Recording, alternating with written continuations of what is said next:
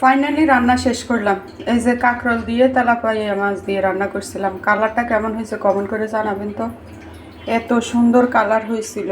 এই যে আর এখানে রান্না করছিলাম শিং মাছ দিয়ে, লাউ শাক দিয়ে ঝোল করছিলাম। আমার খুবই খিদা লাগছে, আমি খাইছিলাম। এত মজা হয়েছে সবগুলা রান্না, নিজে রান্না করে বলে বলছি না, অনেক মজা হয়েছে এই রান্নাগুলো। আর এখানে যে গুঁড়া মাছ দিয়ে আম দিয়ে রান্না করছি, উপর দিয়ে ধনিয়া পাতা দিছিলাম, একটু টক টক, অনেক ভালো লাগছিল।